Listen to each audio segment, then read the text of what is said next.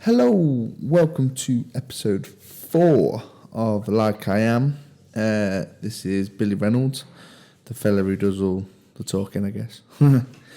So I'm just going to do a little intro before this podcast because unfortunately we had a bit of a audio problem, which is a shame because this is a really awesome episode where we chat to Jeffrey Bryan from the band Survivor. It was the first time I've ever done a podcast or anything over Zoom or anything like that. So basically after we did the interview, wicked interview, I'm sure everyone's going to enjoy it. We basically listened back to my audio and I think it was a little bit loud. So you'll find through this episode the microphone for myself is a bit fuzzy, a bit distorted, but it is still a great podcast if you kind of ignore me and just focus on Jeff. It is a wicked podcast, and he's got a lot to talk about. He talks about Survivor, what's going on with them. He talks about how important Eye of the Tiger is to the band, even to this day. He talks about working in film and TV, what it's like with how companies tell him what they want and stuff like that. What else does he talk about? He talks about when he was in one of the greatest films ever made. He was in The Karate Kid. He played Billy. So I hope everyone enjoys it. I thought I'd do this little intro just to kind of give you a heads up, really. So I hope everyone enjoys it. Anything else? I hope everyone is enjoying the new theme song that we have on the new batch of interviews. If anyone wants to check out the full song, it's by Macandrew. The song's called All These Years. You'll be able to find it on the description of every episode we do. So go check that out on Spotify if you're digging the song. I hope everyone enjoys the episode, and thank you very much for the support. Go give us a follow on Like I Am Pod on Instagram, Twitter, all that kind of stuff. Don't forget to leave a review on Apple Podcasts or Spotify. So thank you very much. Bye. Enjoy. There's something I've been meaning to say. It's been circling my head for days. I feel your love. I feel your love. I feel your love. There's something I've been meaning to say. I feel your love. It's been circling my head for days. So welcome to episode 4 of Like I Am. Like I Am, where we talk about music with all different walks of life of people in the music industry. Today we are joined by the keyboard player for the band Survivor. Survivor, most people out there will probably know for their massive hit, the rocky smash Eye of the Tiger. This fella's also done TV and film work for shows such as programs we'll know in the UK as Catfish, Total Bellas, Undercover Boss, and the American version of The Office. So please welcome Jeffrey Bryan. How you doing? Good. How are you? I'm very over good. there. Yeah. So whereabouts are you right now? I'm in Los Angeles. What is Los Angeles? I've never been to America at all. Is Los Angeles nice and sunny as it appears on telly? Yeah. Sometimes, most of the time, yeah. So you know where it is, right? It's on the west coast of the continent. So we're far from you. Yeah, very far. Yeah, but it's 90 degrees, so I would say it's pretty cold today. That's a heat no, it's pretty normal. Pretty normal for October to September time period. That's a heat wave in the UK, that is. Right. Because, in the UK, it rains every 20 minutes. So, yeah. Right? Have you been to? I'm assuming you've been to the UK. Yeah, I have. Have you gigged? What have you done in the UK? I've been through London mainly. I've been also all over Ireland too. Okay. But I loved London. The city of London is a great city. Great city. Can't wait to go back. If I ever allowed to go back, because we're Americans. I'm sure they'll let you back. I think they closed the door to Europe for us forever. We're now outcasts. So the first question I'm gonna ask you is, what was the first album you ever bought, kind of with your own money, not a present, or what was the first kind of album you ever bought? The first album, I think let's see, let me think about that, because I was handed a boatload of records when I was young, so I had a huge collection of vinyl from the time I was 10 years old. But when I moved out of the house, like I think 19 or something, I think I remember I signed up for that Columbia. You probably don't know this, but in this country there was these I call them scams, but there were these mail order catalogs where for 1 penny you could get 99 CDs, and then you can't get off the treadmill. You have to keep buying them every year. Anyway, so I bought a whole bunch, and I remember my first one, I think it was Stevie Winwood, High Life. I think Sting. There was a couple Sting records, Blue Turtles. Let me think. I'm trying to remember some of the older ones. Oh, So, Peter Gabriel. Nice. These are amazing records, though. I mean, these are just great records. I could name a whole bunch more, but let's go with those, because I had a lot. So was you kind of influenced by parents with your music, or did you kind of find that kind of out by yourself? Well, I kind of found it out by myself, sort of, but I remember when I was really, really young, I would say maybe 8, 9, 10 years old, my aunt gave me a whole bunch of Beatle records that she had in her collection. I had Revolver and Sgt. Pepper, the White Album, Rubber Soul. I had a whole bunch of these records that I didn't know much about music at 8 years old. So I would put them on, and they were just like little movies. They were amazing to me. And I just listened to it. So I guess Beatles was my first influence, believe it or not, which is not surprising for a lot of musicians, especially that grew up in that era, Yeah, I feel like the Beatles, there's kind of, no matter what music you listen to, if you go back to all the influences, the Beatles are there somewhere. They're like the Mozart of rock and roll, Yeah. Definitely. Have you been to Liverpool, to the Beatles Museum? No, I would have liked to have done that. Yeah. No, that would have been very cool. Well, it's I would have liked to have done that. It's still there if you ever want to. Yeah, I know. It just, when we were there a few years ago, in fact, we were there the year George Michael passed away. Oh, wow. Yeah, it was kind of a somber trip coming home because we heard the news. But so that was what, 2016? I think so, yeah. 2015. Yeah. Anyway, I don't remember. But no, my wife and I just decided we wanted to kind of be tourists. Oh, fair enough. and check out England a little bit. I mean, specifically London a little bit. Nice. So let's talk about actually learning and playing music. Obviously, you play keys. Was that the first instrument you learned? No. So how did it start?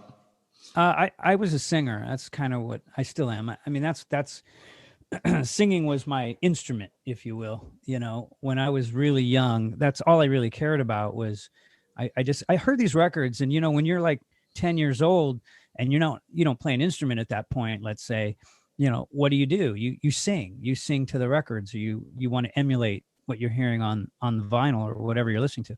So that's what I was doing, and I was really having a good time. My dad was he was in the electronics business, so he would bring home these cassette decks and things that they were selling. And my first cassette deck was one of those dubbing decks, they call them. So you had like 2 cassette decks in one box. So you could put you could have one recording on one cassette, and then plug a microphone in and take that recording and dub your voice onto the next cassette. So you'd have like karaoke recording kind of thing. It wasn't karaoke, but it was kind of like that. And so that's what I was doing. I was trying to match my voice as close as I could to what I was singing so that I couldn't hear the other singer. Yeah. I wasn't so much concerned. I wasn't one of these guys that was like, interested in who they were so much. I didn't get into all that. I was more about the music. I was more about trying to make it about me. I really didn't pay a lot of attention to all the backstories and, what are these guys like? And, who are they hanging out with and what are they about? I was more interested in just learning how to sing it and do it like that. Right. And the records were very good guidebooks, at the beginning. So anyway, I quickly realized that as I got a little bit older, 14, 15, I realized that if I was going to continue to do this with other people, I didn't have a lot of control as a singer. I wanted to be able to control a little bit what I was doing, and I needed to write songs because I was singing other people's songs. So I learned how to play guitar because it was the easiest thing to pick up and grab. Okay. And so I got a guitar when I was 13 or 14.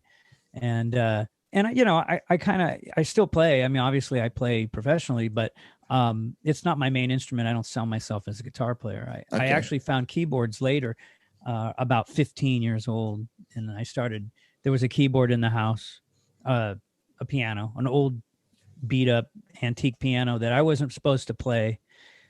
One, it was an antique, and B, it was for my sister who swore was going to get piano lessons, which she never did. And I just was into writing music. I knew how to read and write music by the time I was that age, for all the music classes I was taking for singing and just learning about music. So I had a lot of theory, and I was just really intrigued with the piano.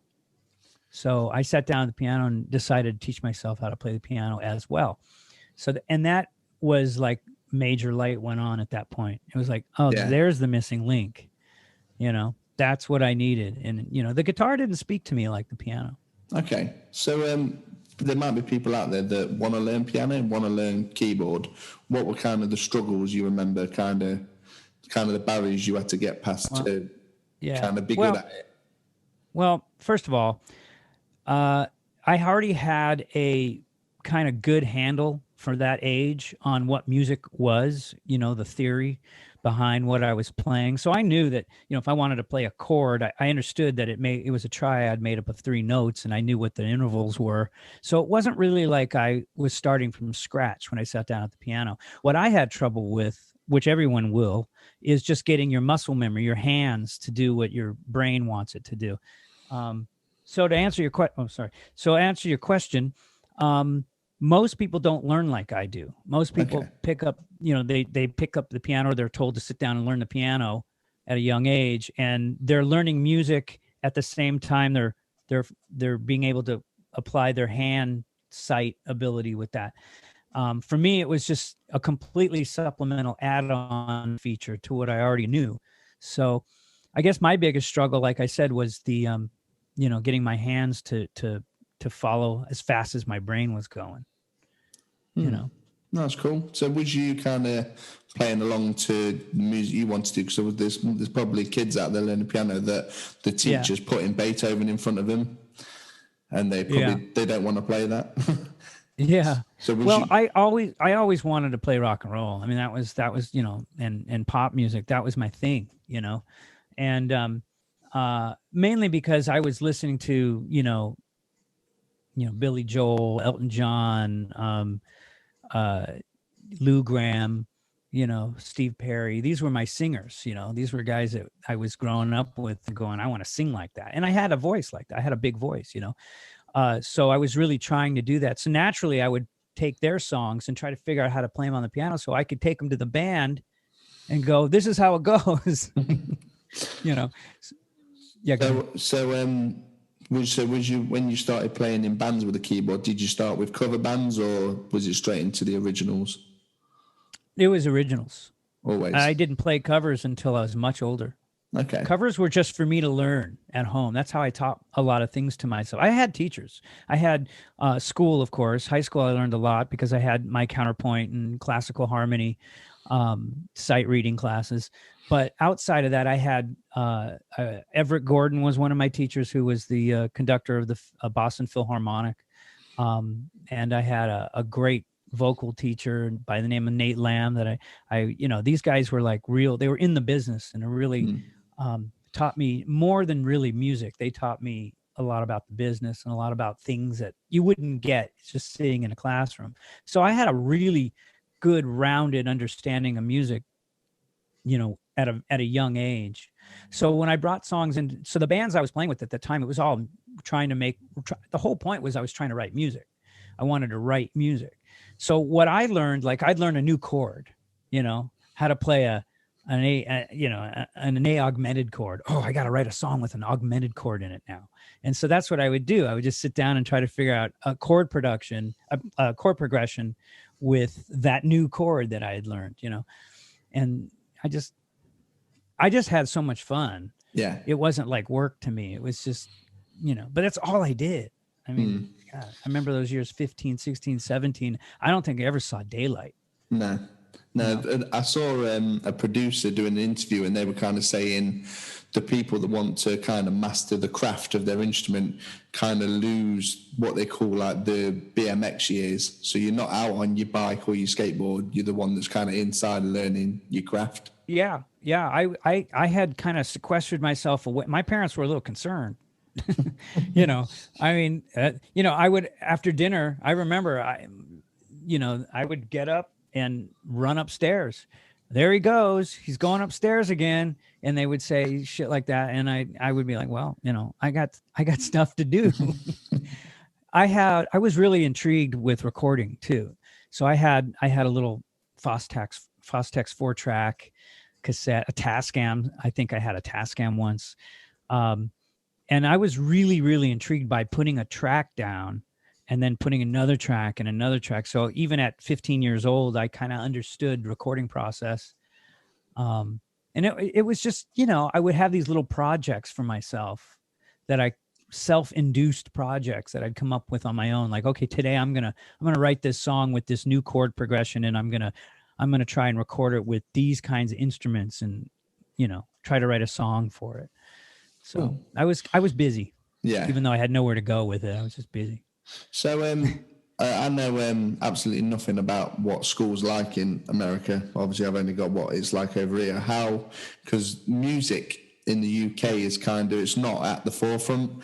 You you do it for your first 3 years of what we call secondary school, but you call it high school. And once you get to those 3 years, and if you don't want to carry on, you haven't got to carry on. Is it kind of the same? Is it the same in America? Well, it's changed. Back in 20 years ago, music took a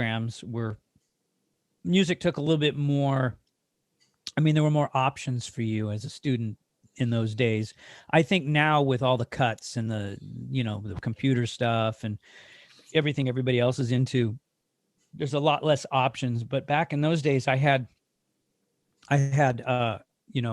classical harmony, which was, writing 4-part minuets and stuff and, figuring all that stuff out. So I understood that. And I was getting that kind of education. Plus I also had jazz band in the morning.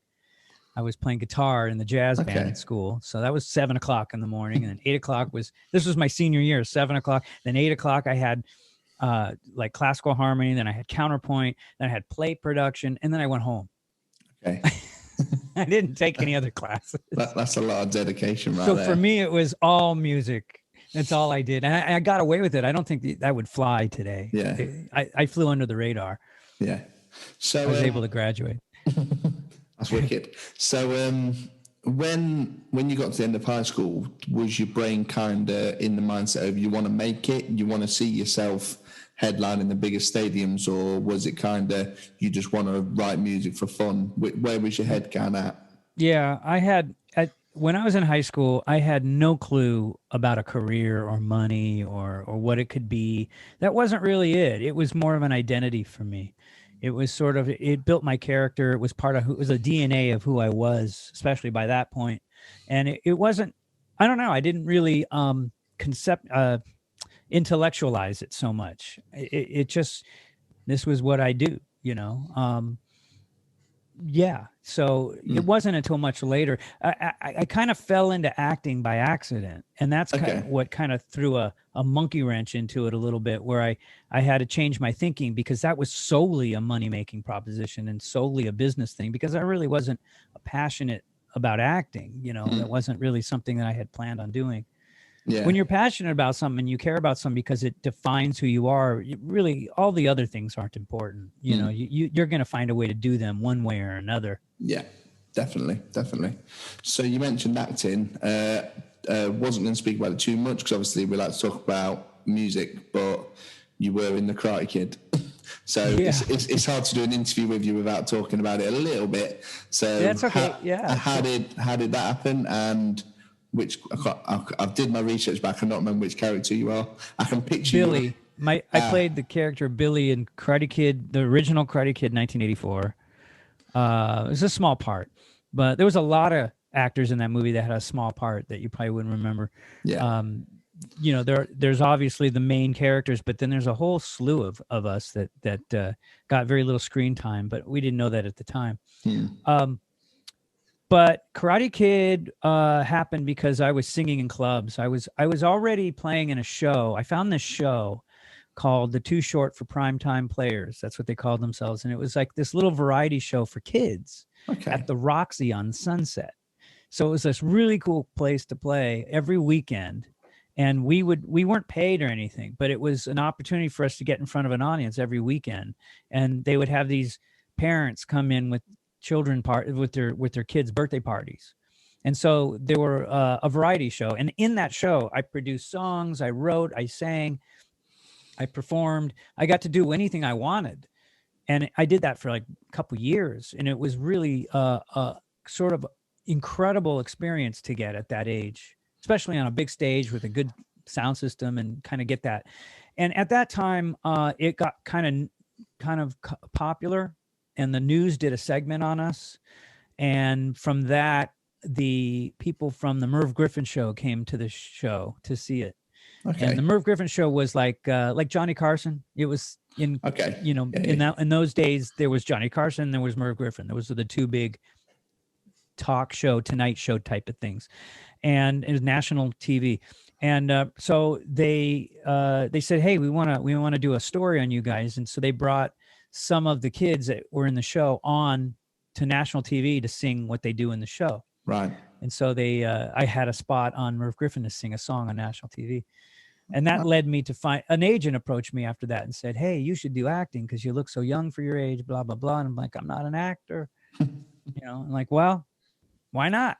And so I listened to him, and next thing I know, Karate Kid wasn't the first movie I was in either. I booked another movie called Hot Moves, which I actually starred in, which you can find on YouTube. Lucky if you're, just don't blame me. I can't give you your 90 minutes back if you watch it. I'm sorry. How old was you when you were in Karate Kid?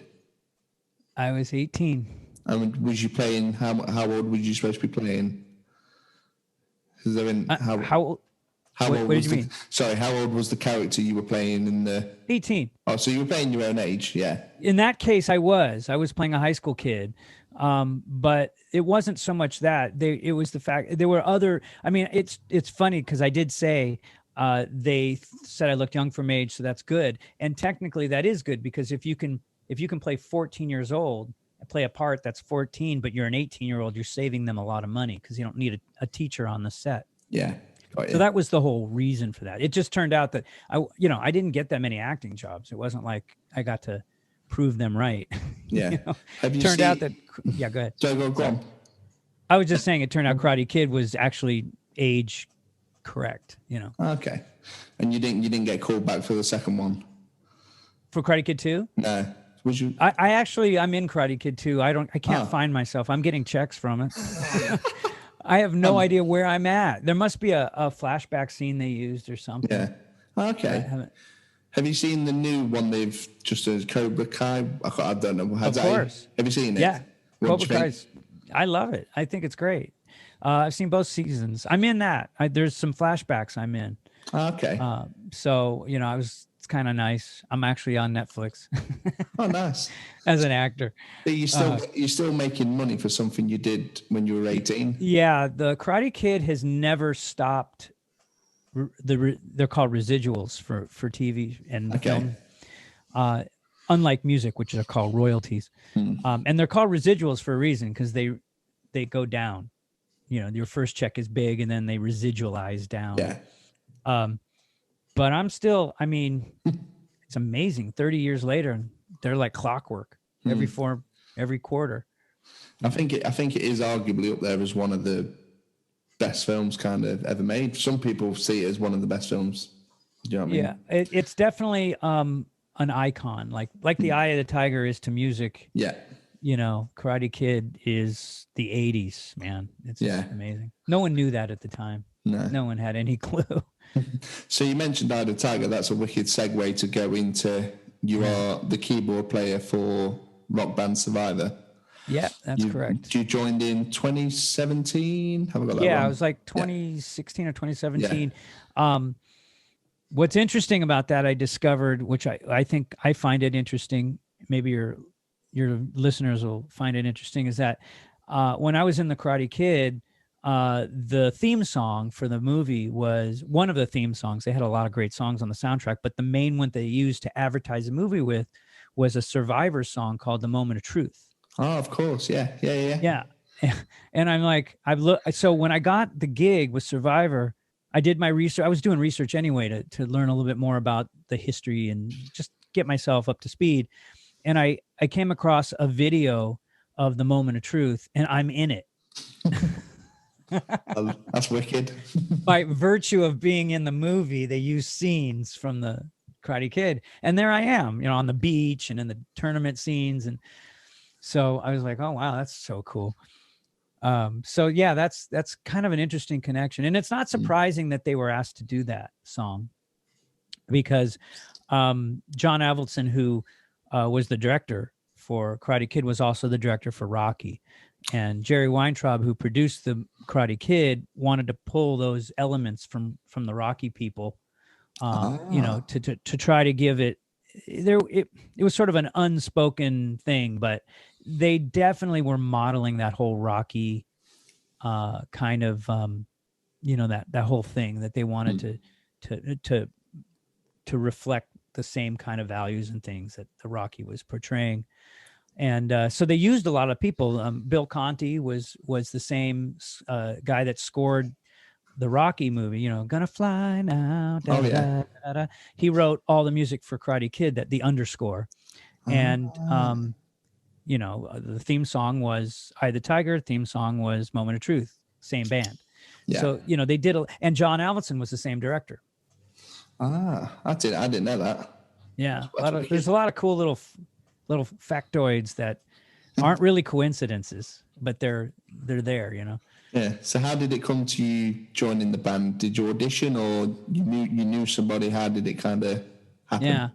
Well, I mean, I've been playing in LA for many, many, many years. You know, I have bands here, and you know, I'm not like totally in a cave or anything. So it's possible that they may have came to me through other people I've played with. Honestly, I don't have a good story for that. I just got an email one day. I mean, literally out of the blue. I just sat down at my desk, opened my email, and it was one sentence, and it wasn't even signed. It just said, would you be interested in playing keyboards for the band Survivor? And I didn't know who it was from or why they sent it or had a phone number, nothing. It was the most bizarre thing. I was like, is this a joke? You know, so yeah. I wrote back one word, yes. Oh, wow. I figured, well, I mean, you know. Do you know who it came from now? Huh? Do you know who the email came from now? Yeah, of course. It was their manager.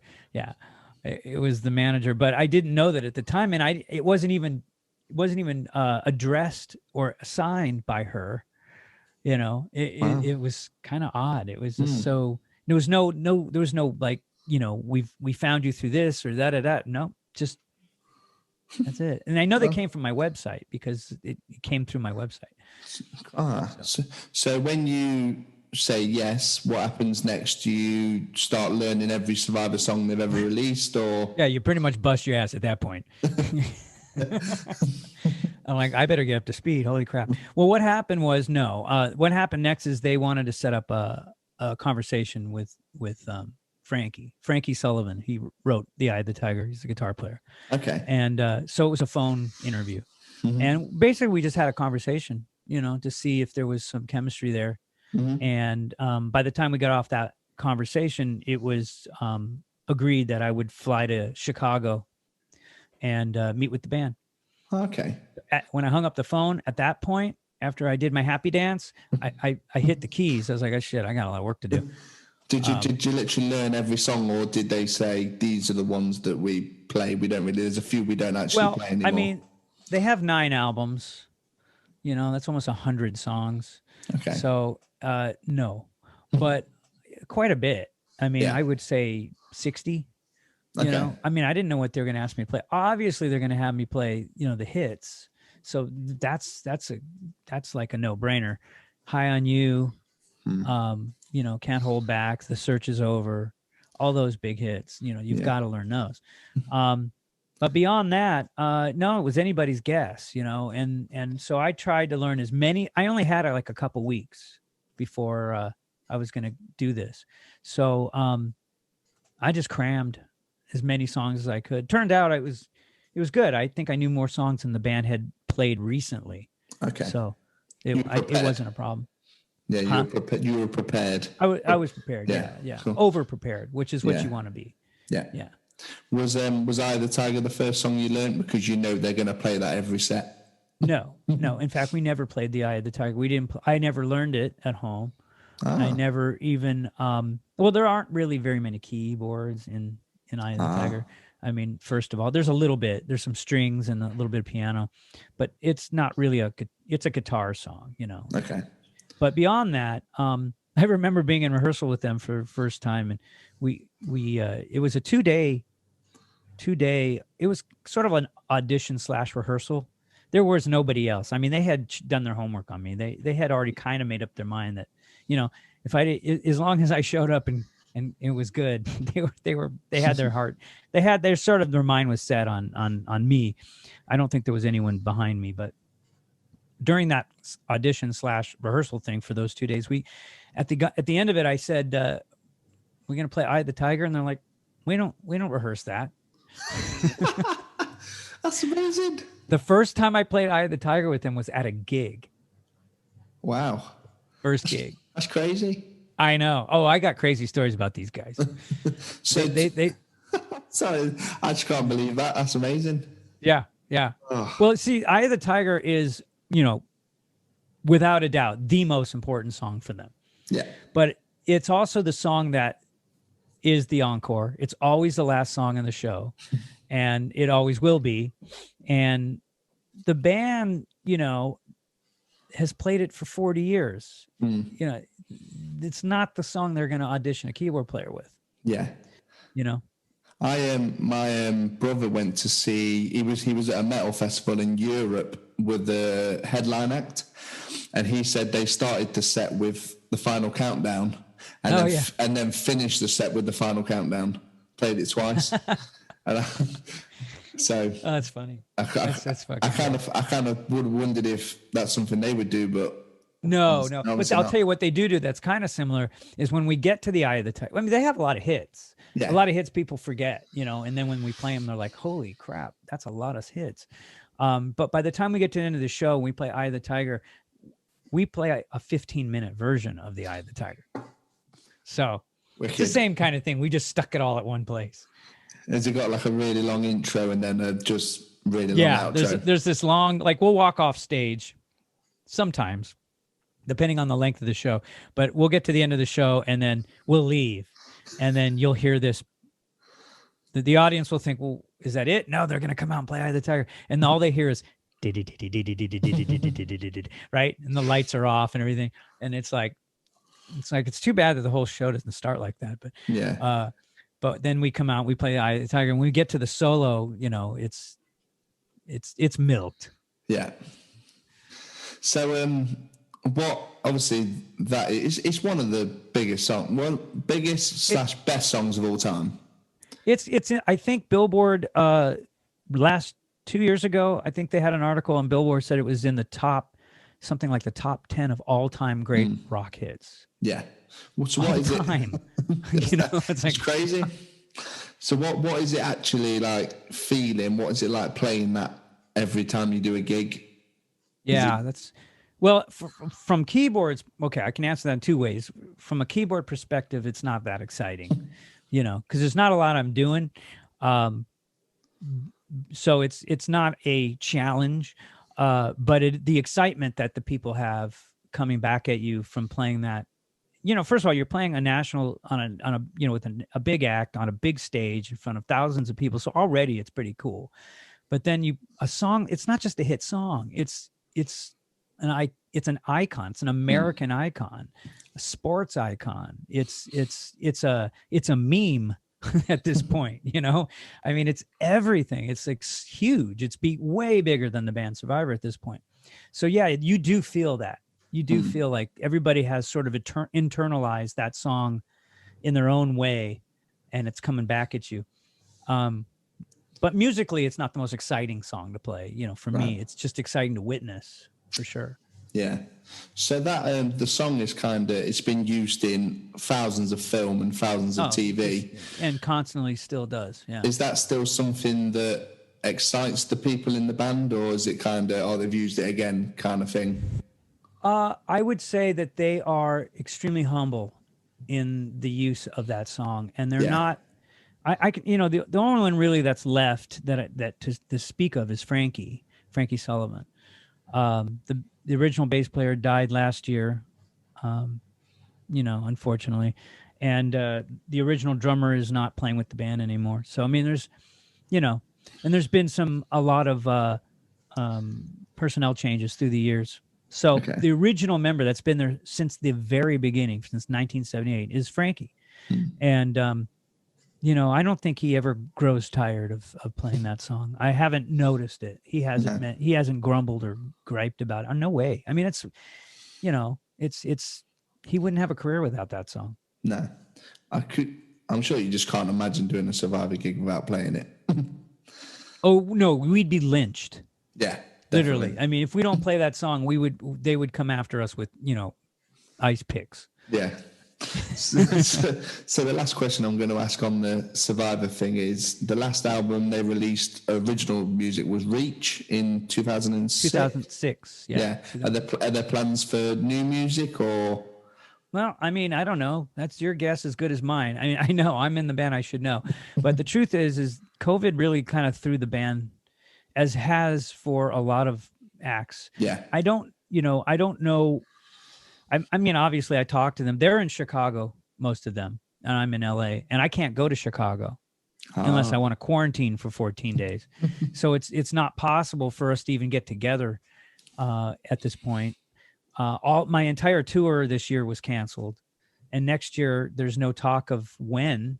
You know, there's bands like Survivor and Motley Crue and Def Leppard, and you know, some pretty big names that are claiming they're going to go back out, but you know, they can't even say. And Survivor is you know, not quite as big as Def Leppard, so you know, in terms of people buying tickets, so it's hard to say when we'll get back out there. But as far as new music goes, is we were planning on I mean, Frankie's always writing stuff, I'm always sending stuff to him, we're always trying to do something, but whether or not it'll come to fruition, I think it would be great. I think the fans would love to see some more music from that brand.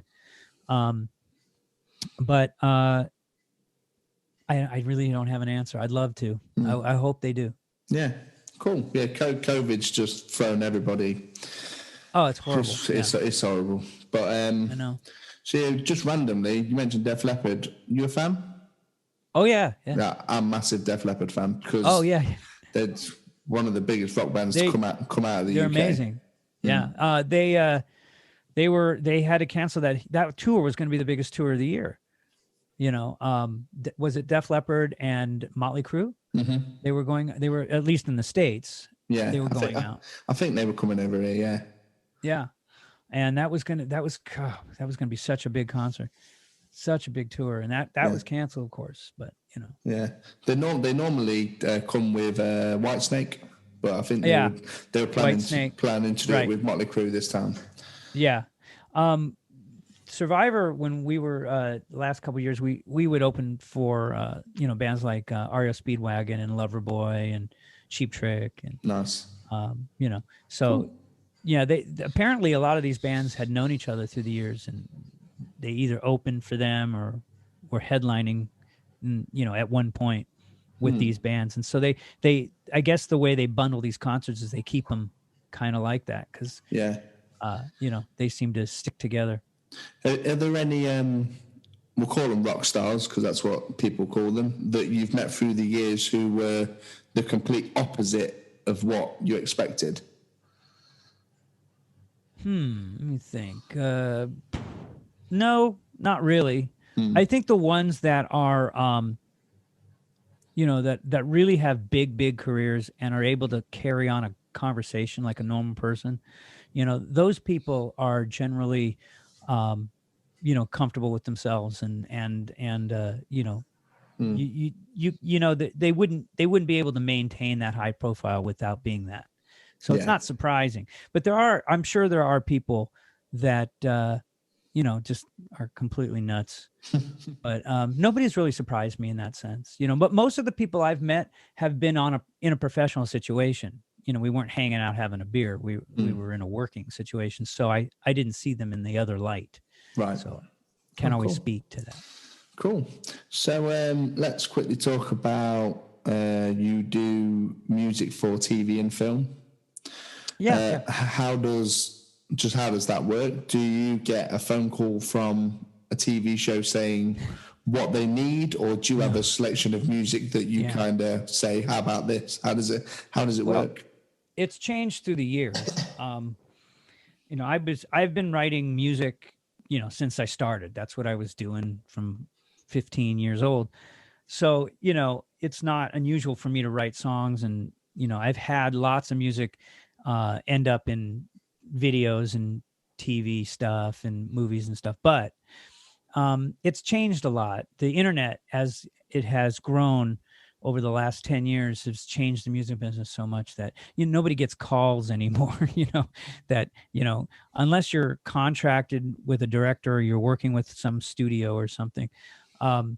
Most of the stuff I've done, I've been I'll know a production company that's in direct contact with, their account is, Discovery Channel or something, and they've got XYZ that they need, and I'll get information from them. So will the information say we need a slow song, or how? So it depends what it is. It depends what it is. Sometimes it's just cues. They need a lot of cues, and they'll be very specific. We need cues at a certain tempo, or they might give you a sample piece of music to base these.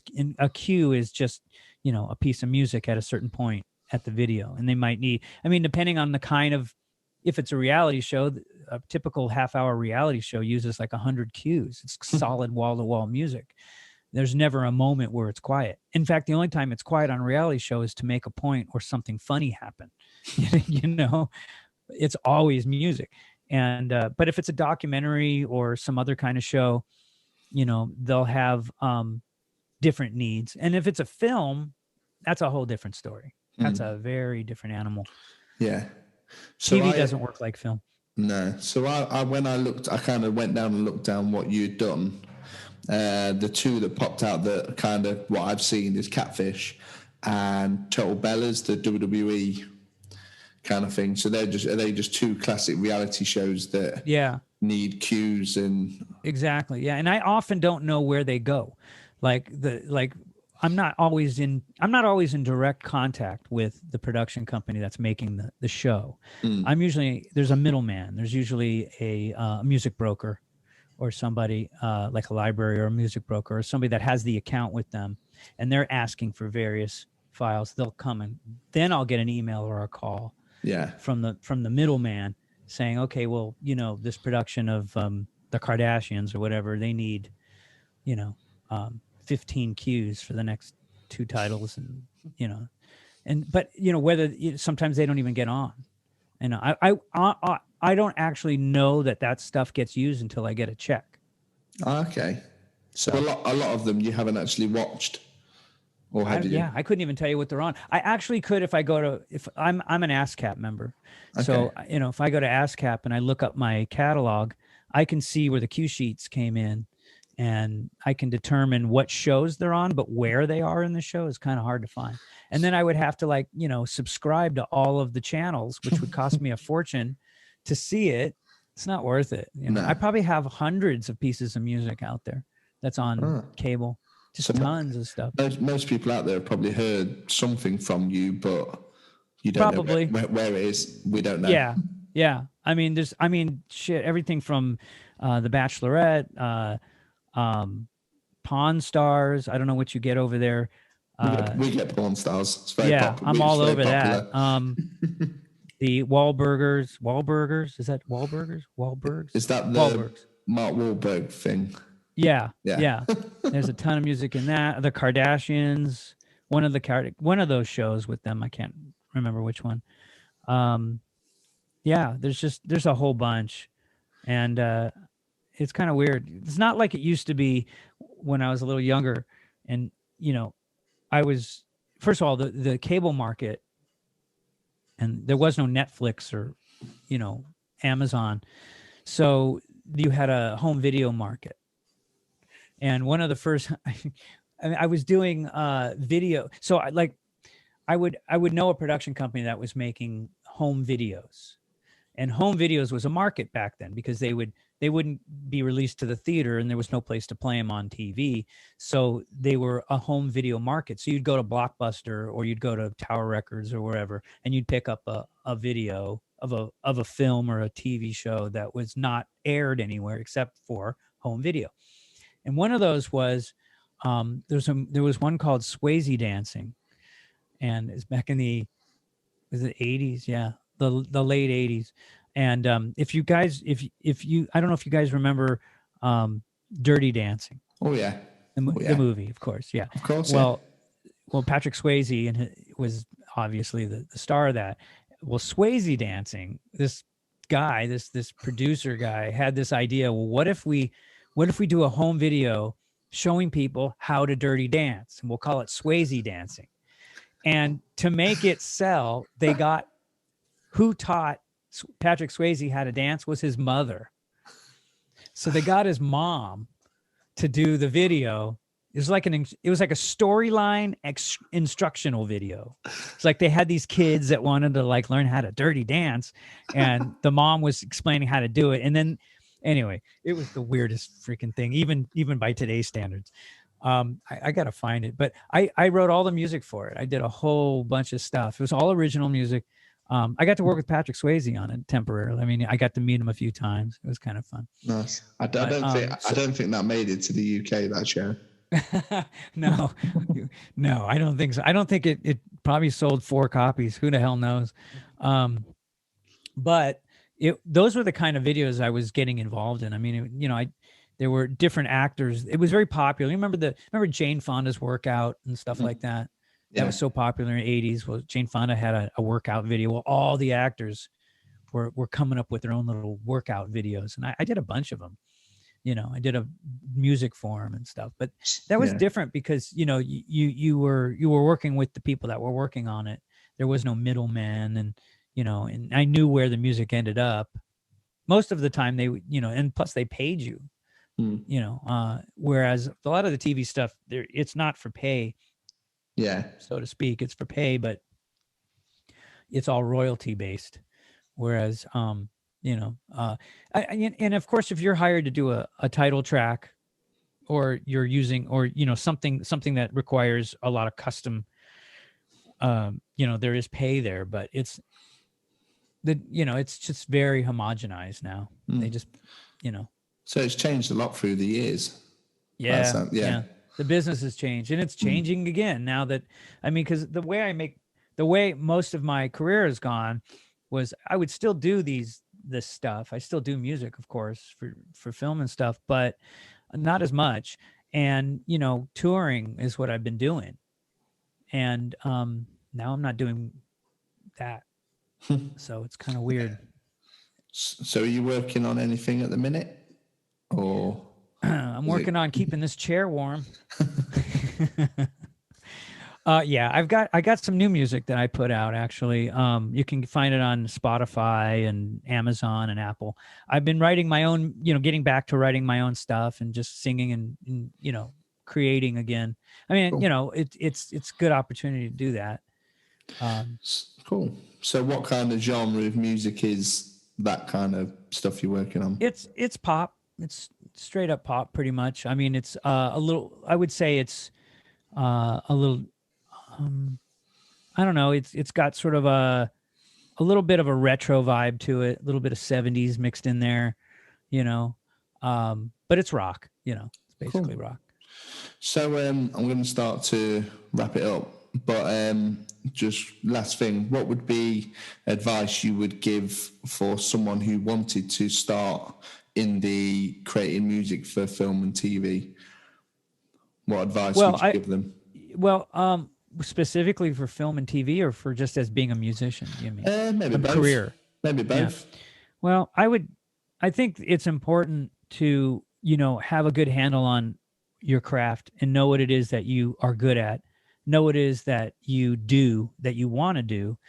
And don't be, I mean, they say that, copying is the best flattery. And to a degree, there's some truth to that. But with the internet and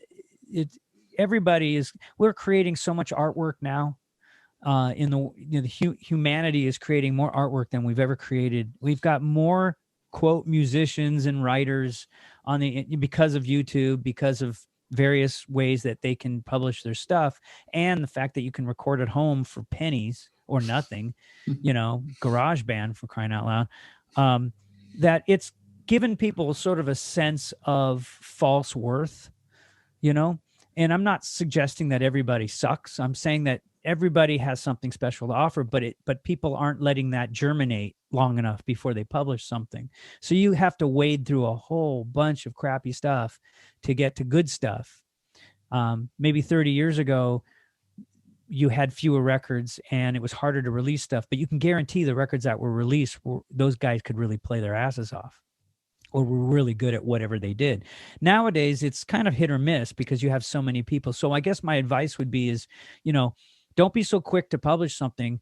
I would say finish it, always try to finish what you're working on. But at the same time, don't be afraid to be alone a little bit. Don't be afraid to be off the internet, away from the influence for a period or give yourself time to do that. Because otherwise you never get that self-discovery going on. And you never end up being able to create something unique, So I think it's hard for people to just, put the computer down, walk away, pick up your guitar, get in a room, and be alone with it for a little while. Just play.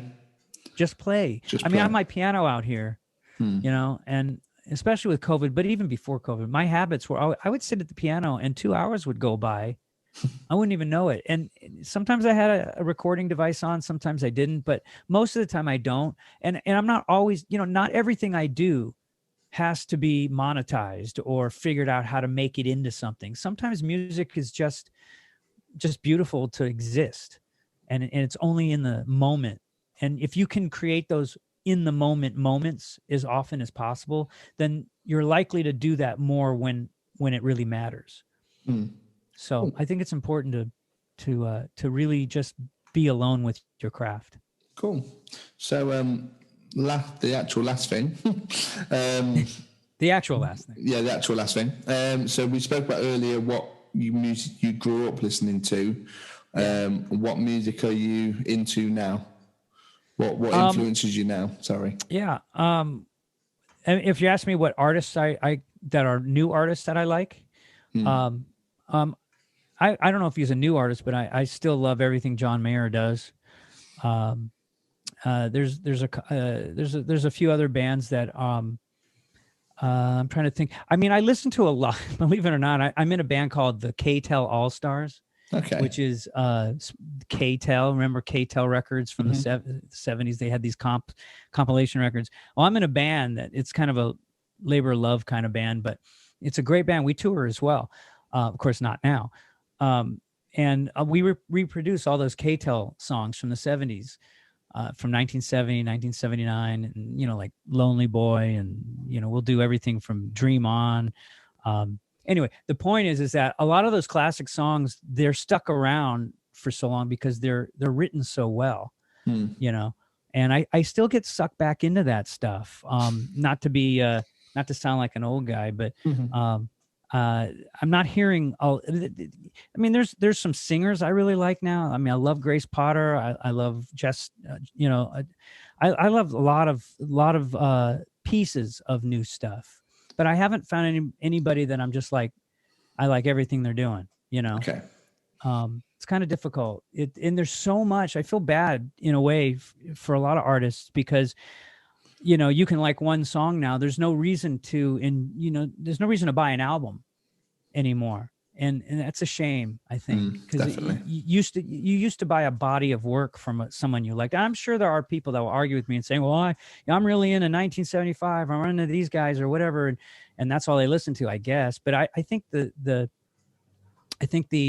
general population is just kind of pick and choose more than ever. Cool. So it's kind of hodgepodge. Cool. So thank you very much for joining me. I've really enjoyed it. Where can people find your work? This is your chance to plug anything you want. Go for it. The easiest way to find me, if you're interested, is my website, because it's got all my social links on it and everything. So that way I just give you one URL. It's jeffreybryanmusic.com. That's JeffreyBryanmusic.com. And all my stuff there. I have, during the lockdown, I've been putting up intermittent videos of me just recreating songs. I do a few Bowie songs. I'll do some, Hall & Oates or whatever. Just me and a Rhodes or me and a piano. But I also have songs I've recorded in my studio that are full-blown records that are now on Spotify and, like I said, Amazon and Apple and all the other places. And you can just look for Jeffrey Bryan, and you'll find him. Lovely. So thank you very much again. If people want to check out Like I Am, obviously you're listening now, so you know it's on Apple Podcasts, Spotify. It should be on Amazon Audible by now. If not, we'll sort that out. But you can follow us on Instagram at Like I Am Pod or Twitter at Like I Am Pod, even though they've suspended the account, so I need to go beat them up. But yeah, thank you very much. I've really enjoyed it. Thank you, man. Yeah, I enjoyed talking to you. Thank you for having me. Yeah, stay safe during COVID and all that stuff. You too. And I never know how to end this podcast. Well, one day you should come to LA. Yeah, if you can ever get out here now that it's kind of messed up. Two places on the list: LA, Nashville. They're the two. There you go. Maybe all the music places. Yeah. Maybe one day. But yeah, thank you very much. And never know how to end it.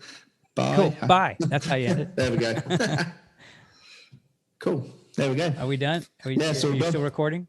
I'm still recording, but don't worry about it. We'll. But yeah, thank you very much. It was wicked. Yeah, man. You can go to bed now. Yeah, it is. Well, it's 10 to 10 at night.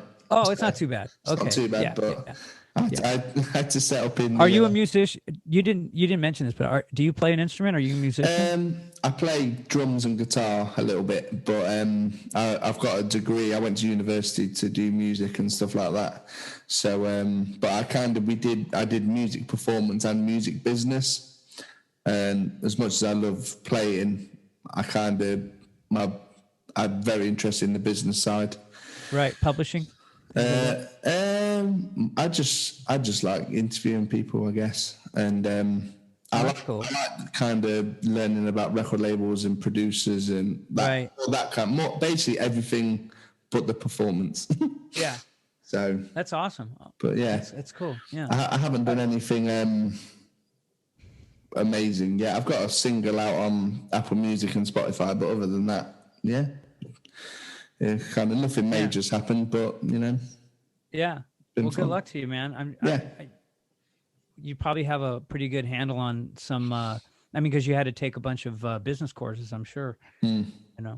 Yeah, the interview I did before this was in Motorhead. There's a guitarist called Phil Campbell, and I interviewed his son. Oh wow. One of the questions I asked him was, Do you miss Lemmy? I tried not to bring up Lemmy as much as possible. Yeah, I was gonna say. They've toured with Guns N' Roses, and my first question was, have you met Axl Rode, and was he an arsehole? Yeah. Really? I bet it was yes and yes. He said he hadn't met him. Oh, he never met him. No, so Well, there was no and yes. but His reputation is horrible, man. yeah, he seems to have calmed down a bit, but Age has mellowed him. definitely, yeah. It's happening to all of them. Liam Gallagher's the same. He's Oh yeah, I love Oasis. yeah. Yeah, I still love that band. I mean, they're a couple assholes though, but they're they make good music. Yeah, I even though pretty much every English person loves them, I prefer them apart than together. But each to their own. Oh, you do? That's interesting. Yeah. I definitely I prefer especially Noel Gallagher by himself. Oh. Don't know why. Just I don't know. Yeah, I don't think I've heard any of his solo stuff. Okay. Yeah. Yeah. I heard that they were doing another album though together. Is that true? Have you heard that? Well, I heard that they're trying to tour or something. Well, not now, but that's what I heard. The way it's always been is they hate each other. Like yeah, right. It's not for the media. They generally hate each other. So it's one of those that will never happen things. But the amount of bands that have said it will never happen. Guns N' Roses are the best example. Yeah. And then it's happened. So you never know. Yeah. Yeah. We'll see. All right. But I'm sure they'll make a lot of money if it does happen. Yeah, I would think so. Well, have a great night, dude. Yeah. You have a good afternoon. Let me know. Yeah, right. It's what time is it? It's 2:00. Let me know. Just shoot me I'm sure you will, a link when you put it up. Yeah. So this one will probably go out 2 weeks after the 7th because it's every 2 weeks. And there's one coming out on the 7th, and then it'll be 2 weeks later this one. So are you using Anchor or something? Yeah, I'm using Anchor. Yeah. Yeah. Okay. Which is good, but in the US there's no paid stuff for it's all US people have the paid stuff, but anyone else they're not doing that yet. So that's a bit of a pain, but it's Yeah, it is what it is. Does the job. Yeah. Yeah. Cool, man. But yeah, thank you very much. Thank you. And talk to you soon. Yeah, you too. Okay. Cool. Bye-bye. Bye.